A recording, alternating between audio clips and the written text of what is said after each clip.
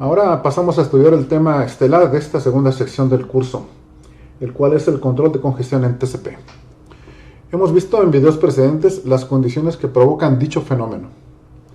Cuando mostré un escenario de red en donde el enlace entre dos ruteadores estaba completamente lleno de paquetes, es decir, congestionado, entonces el ruteador que tenía el enlace de salida no le quedaba otra opción que almacenar los paquetes en la fila de espera que daba hacia dicho enlace, con la esperanza de que en algún momento se desocupara gradualmente para transmitir los paquetes formados en la fila.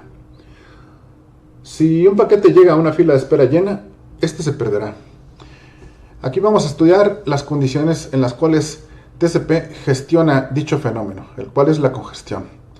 Entonces, el recordatorio es breve, pero conciso. Informalmente la congestión entonces significa que muchas fuentes envían muy rápido demasiados datos, de manera que la red no los puede manejar. Es la condición que acabo de escribir. ¿Cuáles son los síntomas? Altos retardos y pérdida de paquetes. Como lo vimos en videos previos, el control de congestión tiene que ver con cómo tratar con una condición como la que está aquí en la figura. Hay demasiados emisores enviando muy rápido, de tal manera que los enlaces se llenan, se congestionan. El control de congestión es diferente del control de flujo. El control de flujo, un emisor no debe transmitir tan rápido de manera que no desborde al receptor, tal como muestran aquí las figuras. El control de congestión es un problema de los más importantes que hay que resolver en Internet, y desde las contribuciones de Van Jacobson en 1988 hasta la fecha aún sigue trabajándose en mejorar los algoritmos de control de congestión que implementan las distintas versiones de TCP. En las siguientes gráficas vamos a suponer que hay dos fuentes compartiendo un mismo enlace cuello de botella hacia algún destino. El enlace cuello de botella entonces tiene un ancho de bando R, el cual tendría que compartirse equitativamente entre los dos flujos. Es decir, cada flujo tendría que recibir la mitad de ese ancho de banda. Entonces, en esta gráfica se muestra el throughput de uno de esos flujos, el cual como máximo podría llegar a R medios, porque el otro R medios se lo llevaría el otro flujo que está atravesando el cuello de botella. Entonces, este punto que tenemos aquí sería el throughput máximo R medios que podría alcanzar dicho flujo. En este sentido, el throughput nunca puede exceder a la capacidad del enlace. R medios más R medios, porque son dos flujos en este caso, sería R. El retardo va a aumentar conforme se aproxima a la capacidad del enlace. Aquí lo tenemos, como hemos visto cuando estudiamos las características del retardo en la fila de espera. A medida que nos aproximamos a la capacidad del enlace, entonces el retardo tiende a infinito. Si ocurren pérdidas y retransmisiones, entonces estos fenómenos van a reducir el throughput efectivo, como se ilustra aquí en la figura. En lugar de llegar a este punto máximo R medios de arriba, el throughput máximo sería este que se indica en el punto negro. También los paquetes duplicados que no son necesarios van a reducir aún más el throughput efectivo, de manera que en comparación con la figura anterior tenemos aquí una reducción adicional al de la figura anterior. Finalmente, entonces, todos estos fenómenos superpuestos van a hacer que se pierda la capacidad de transmisión, de forma de que si no hay un mecanismo que reaccione ante la congestión en Internet, el flujo TCP recibirá un throughput más o menos como el que se ve aquí en la figura. Entonces se trata de optimizar el ancho de banda al cual transmite cada flujo TCP e idealmente que el throughput sea equitativamente compartido entre todos los flujos que atraviesan un cuello de botella. Hay dos enfoques generales para el control de congestión. El primero, que se le llama control de congestión de extremo a extremo, el cual no tiene retroalimentación específica de la red. Es decir, los ruteadores que están aquí en esta ilustración no informan a las estaciones de extremo a extremo que va a ocurrir la congestión. Aquí se ilustra un cuello de botella. Aquí está la fila de espera en rojo porque es el cuello de botella en este caso. Y lo único que van a hacer las estaciones va a ser inferir la congestión a partir de las medidas que pueden obtener, el retardo y las pérdidas que observan en la red. Aquí hay un flujo de datos que va del emisor al receptor y acusos de recibo que regresan del receptor al emisor. En este sentido, entonces, las estaciones de extremo a extremo son las responsables de implementar el mecanismo de control de congestión, y este es el enfoque que sigue el protocolo TCP. La mayor parte de las versiones de TCP implementan el control de la congestión como se muestra aquí. El otro enfoque para el control de congestión se llama control de congestión asistido por la red. En este caso, a diferencia del contrario, quiere decir que la red va a informar a las estaciones extremas, a los puntos extremos, que la congestión está por suceder. Es como la predicción del tiempo, cuando va a llover o cuando no va a llover. Los routadores ofrecen retroalimentación directa a las estaciones emisora y receptora con los flujos que atraviesan el routador congestionado. De esta manera, pues tenemos el mismo escenario, aquí está el cuello de botella, pero ahora sí los routadores van a avisar al emisor y al receptor que la congestión está por llegar, es decir, que sus filas de espera están llegando a la ocupación máxima. De esta manera, entonces, las estaciones emisora y receptora pueden reaccionar a esos mensajes y reducir su velocidad de transmisión de tal manera que no se alcance el punto máximo de la congestión. Ha habido distintos protocolos de transporte que han implementado este enfoque, el enfoque del control de congestión asistido por la red. Ejemplos son TCP-SN. SN significa Explicit Congestion Notification o notificación explícita de congestión. El protocolo ATM, muy utilizado en los 90s, y DECBIT. Entonces, el control de congestión que implementa TCP recibe un acrónimo, como su nombre, que es AIMD. En este enfoque, los emisores aumentan su tasa de transmisión hasta que ocurran pérdidas.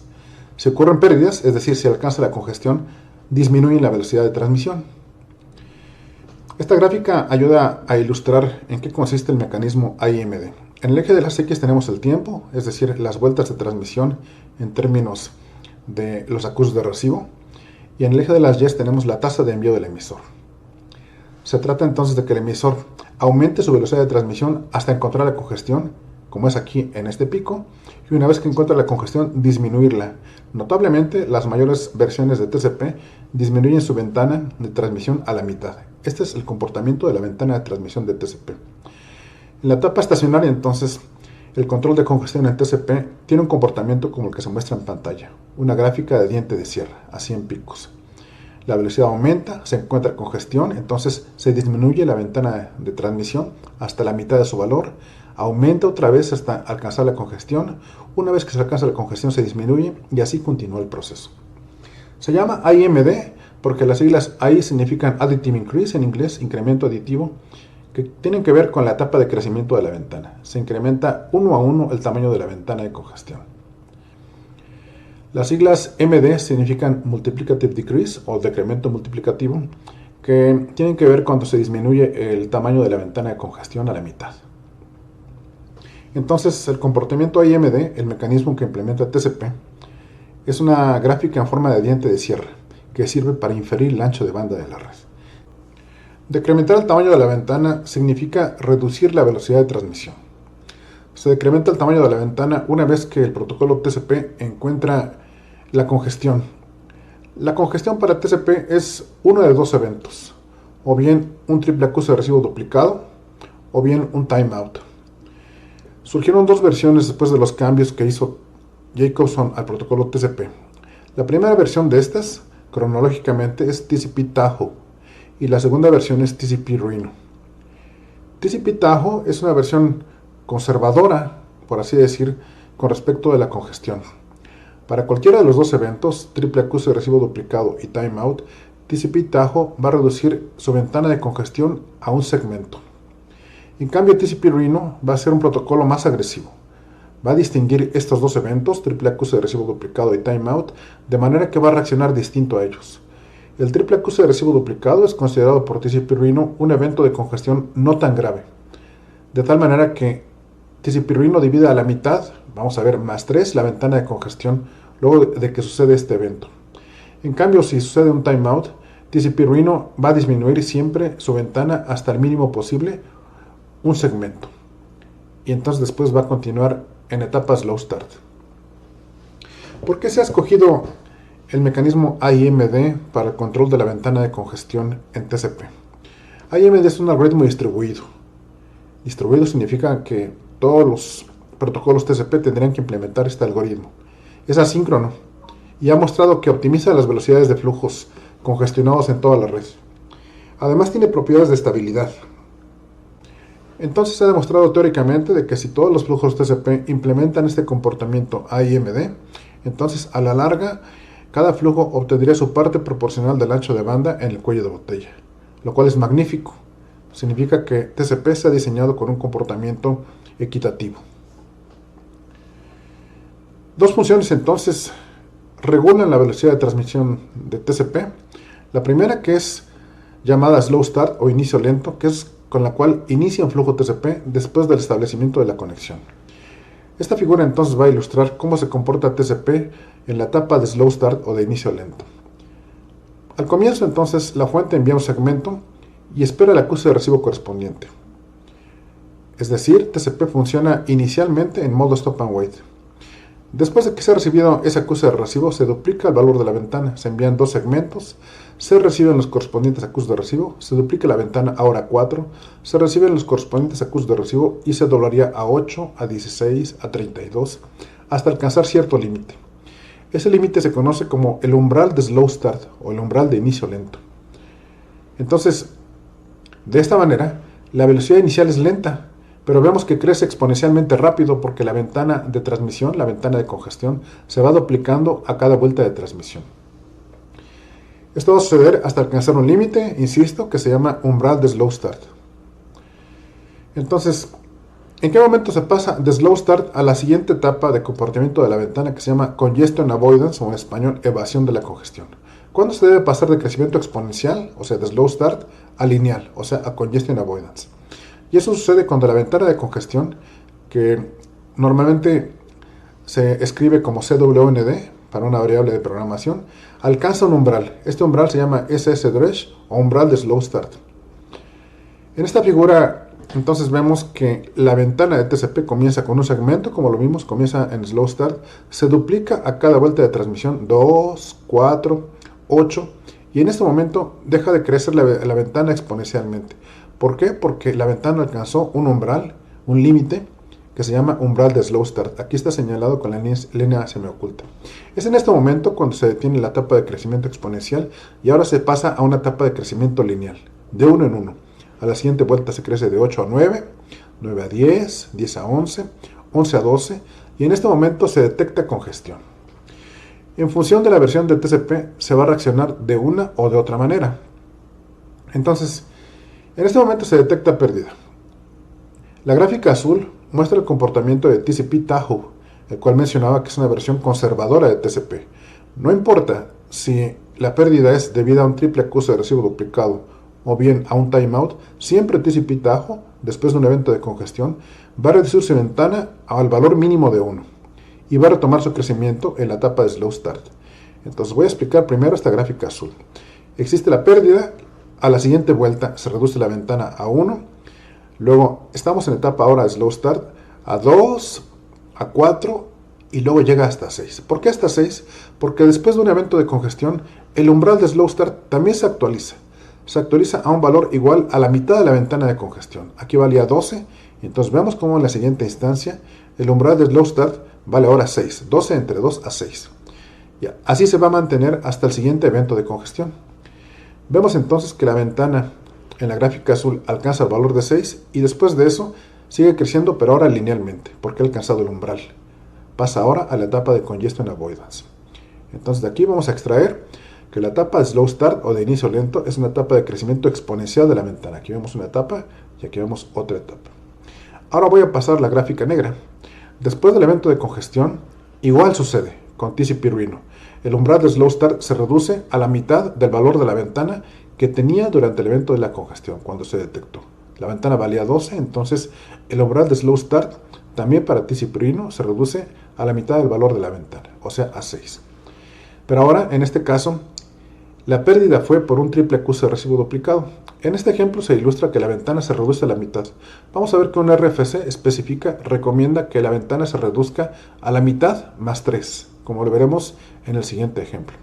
Entonces 12 entre 2 a 6 y se retoma aquí con crecimiento lineal. ¿Por qué? Porque aquí se asume que la pérdida fue debido a un triple acuse de recibo duplicado. Entonces TCP-Rhino dice, este es un evento de congestión que no es tan grave y continúo mi crecimiento en etapa lineal. Es lo que sucede después. Bien, esta gráfica es bastante ilustrativa de lo que sucede con ambas versiones, que son las que vamos a estudiar en este curso. Hay más ejemplos de ello en el sitio de ejercicios del libro.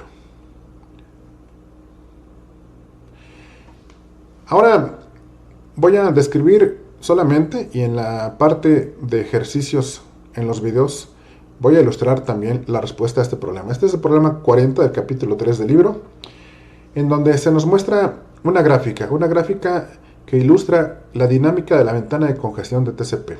En el eje de las X tenemos la vuelta de transmisión y en el eje de las Y tenemos la ventana de congestión en segmentos. Nos preguntan varias cosas.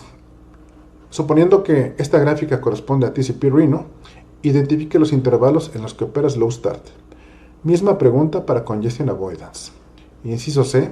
Después de la 16ª vuelta de transmisión, ¿se detecta la pérdida por un triple acuse de recibo duplicado o por un timeout? Misma pregunta al inciso D para la 22ª vuelta de transmisión. En el inciso E nos preguntan cuál es el valor inicial de la variable del umbral de Slow Start Threshold en inglés, en la primera vuelta de transmisión. Inciso F, ¿cuál es el valor de la variable Slow Start Threshold en la 18ª vuelta de transmisión?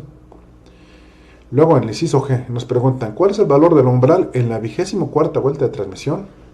El inciso H hay que elaborarlo. ¿Durante cuál vuelta de transmisión se envía el segmento 70? El inciso E y el inciso J tienen que ver casi con lo mismo, solamente el J nos dice, ahora cambiamos de versión a TCP Tahoe. ¿Qué sucede bajo estas condiciones? Entonces, aquí en este video no resuelvo este problema, lo resuelvo en un video aparte, pero distinguir entonces las etapas de Slow Start en donde la ventana crece exponencialmente. Aquí vemos uno y aquí vemos otro. La etapa de Congestion Avoidance o de evasión de la congestión en donde la ventana crece linealmente. Aquí vemos una y aquí vemos otra etapa. Nos preguntan también a qué se deben las pérdidas, si a triple acuse de recibo duplicado o a un timeout. TCP/Reno reacciona distinto a cada tipo de pérdida. Si es un triple acuse de recibo duplicado, entonces la ventana se reduce a la mitad de su valor más 3, como decía previamente, por una recomendación en un RFC. Aquí vale 42, entre 2 a 21, más 3, 24. Aquí está este valor. Ya podemos responder entonces a qué se debe esta pérdida. Luego la ventana de congestión en este punto detecta una pérdida y se reduce al valor mínimo. ¿A qué se deberá? Bien, en el video correspondiente respondo detalladamente a este problema. Hasta aquí llego en este video, que ha ilustrado cómo reacciona TCP ante la congestión.